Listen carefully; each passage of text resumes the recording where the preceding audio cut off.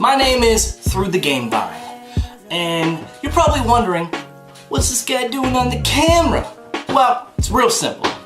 Myself and Mischief Gaming, we're doing a mini-series, if you will, where we review obscure, games of horror.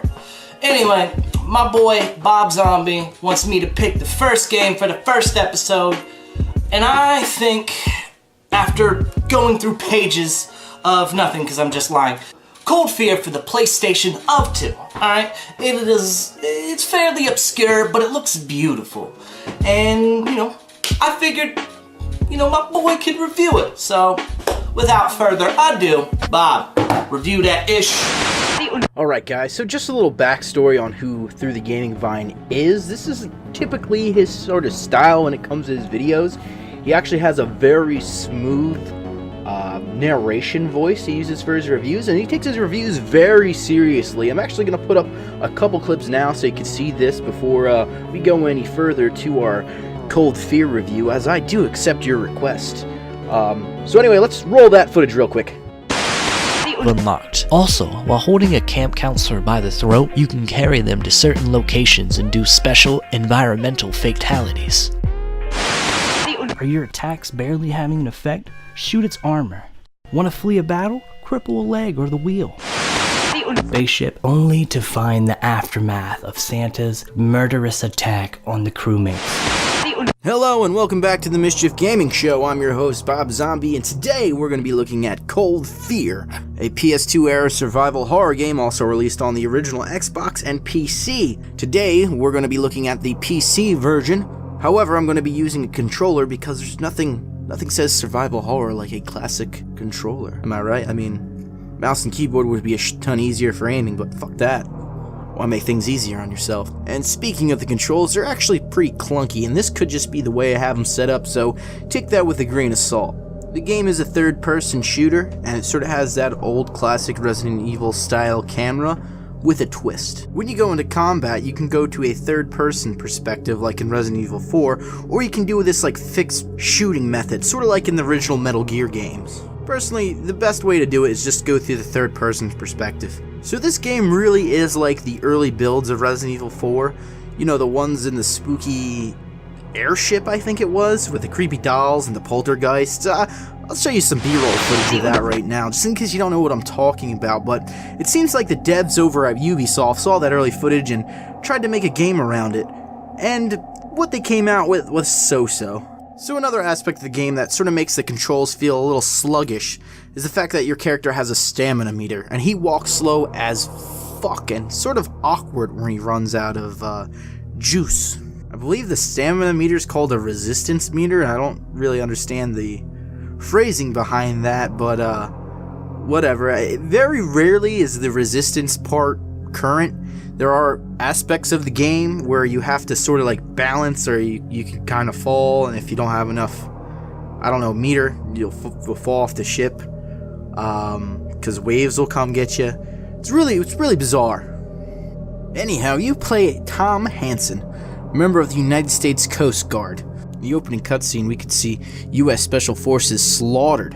Also, quick side note, they kind of look like the soldiers from Killzone, just thought it was kind of cool. And in a last-ditch effort, Tom and his team were sent in to investigate. If only they knew the unspeakable horror that was about to unfold. Anyhow, you guessed it, all of Tom's friends die, and you're just kind of like, whoa! Fuck, Roger. Yeah, the dialogue in this game seems pretty rushed. It's not bad, per se. I mean, it sort of definitely has that B-movie vibe to it, but I don't know, it's just something about the way the lines are delivered. They seem to talk fairly fast. Здравствуйте. Speak English. It doesn't matter now. What's going on here, Colonel? A terrible mistake. Find Anna. She has answers. Where is she? Locked up for protection after that idiot Captain Lubensky hid in the cold storage. Now here, take this. It kind of ruins the pacing a bit, I want to say. I don't know, just something that I personally noticed while playing. And Tom was the sole survivor of this team, as you can imagine. but I have to say he's one of the lousiest survivors in a horror video game I've ever seen. You see, the main enemy in this game is sort of like a alien type creature that turns dead bodies into living hosts. Sort of like in Resident Evil 4 with the parasites, all that other stuff. But they enter through your mouth. They kind of just walk around and creepy, and they take a shit ton of health away if they're fucking stuck to you. These are one of the most annoying enemies because they're small. They're a pain in the ass. But anyway, there's 2 cutscenes in the game. One cutscene, Tom gets infected. No problem, right? There's a doctor pretty soon after. Cures him. Yeah, he's like, you're good to go, buddy. And then after a while, Tom decides, hey, I'm gonna get infected again. He passes out somewhere and another little creepy crawler crawls into his mouth hole. Good job, Tom. That said, the doctor's long dead. Instead of prioritizing the doctor's survival, he prioritizes the girl, and the girl gets uninfected because, of course, she had to get infected too.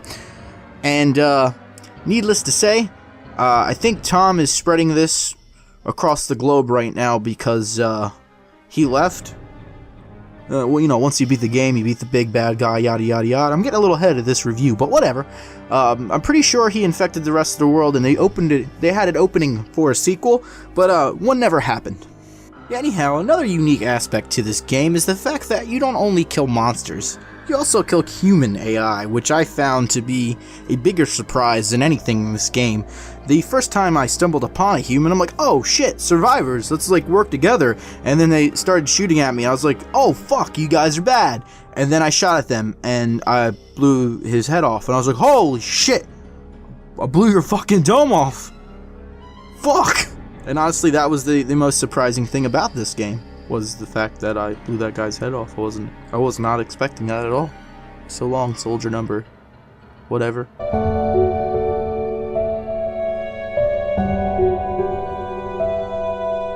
So you would think, generally in a survival situation, you'd want to get as many allies as possible, but nah, these guys are like, language barrier is too thick, just fucking shoot this guy, fuck him.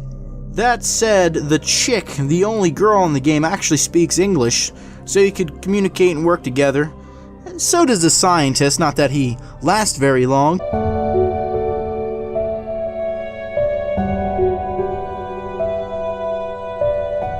So I guess the communication barrier was the biggest issue. The cool thing about the enemies is that they'll not only attack you, but they will attack other survivors, which you can use this to your advantage in order to avoid shootouts. The enemies are pretty basic. They're like a hybrid of zombies meet body snatchers. They're a little bit mix of both because you have to be dead in order to be possessed, I guess, and they do use weapons, although I don't believe they use guns. They only use like wrenches and knives and weird things like that. Very primitive killing. Aside from the main enemy, there's also a variety of creatures, such as like dog-like things that run around, invisible enemies, things that try and run you over with their big arm. I don't know, they're really not well designed, I would say. They're definitely cool looking in their concept art, but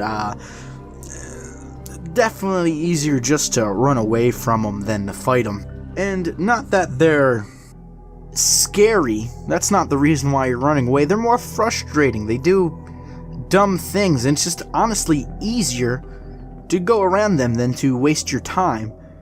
I mean, I have plenty of ammo, I just don't feel like dealing with you right now. Little side note, I really like how the game does include the concept art. I feel that more games should embrace this, as it's just really cool to see where this game started out and was molded into over time. Examples of games that have done this, then I really like the way they do this, are Resident Evil Outbreak and Mortal Kombat with the Crypt is really cool. I really do hope games adapt this sort of unlockable. Alright, enough sidetrack, so let's talk about the side character. She's pretty forgettable and honestly doesn't do a whole lot for me. She's sort of like a mix of two Resident Evil characters. She's a mix of Sherry and she's a mix of Ada. She's the love interest for Tom, who just happens to fall in love with her, and she's also the daughter of the infected bad guy in this game who ends up infecting her. I mean, this sounds very familiar to Resident Evil 2, just mixed together. And you know, that's it. That's the only real thing I could say about her. She's kind of like just a basic Russian chick who talks really, really quick, and you know, gets captured and infected, and you gotta save her, and that's it.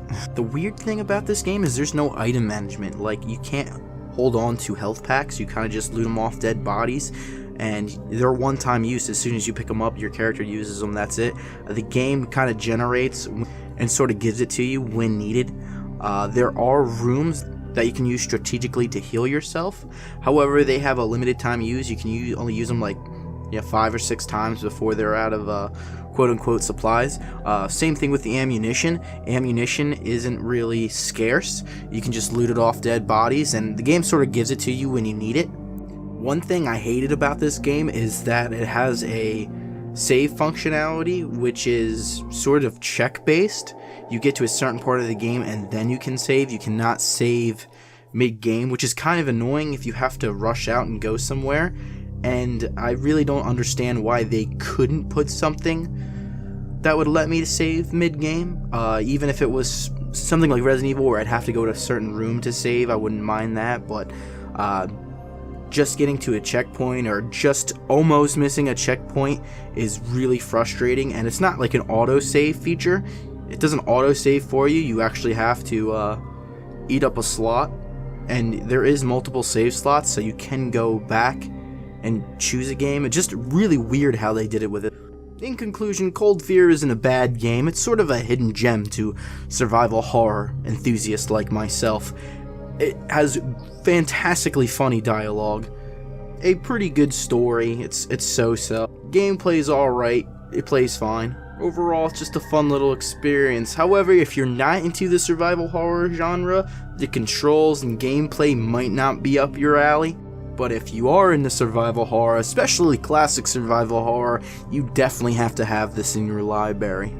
Alright guys, I hope you enjoyed the review. As always, I'm your host, Bob Zombie. I just want to give a special thank you to Through the Gaming Vine for helping me out with this episode and giving me the great suggestion to do Cold Fear. If anyone's interested, please be sure to check out his review. I suggested doing a Countdown Vampires review, so I'm in it. You can check me out there. Also, if you're new to the channel, please subscribe. It always helps.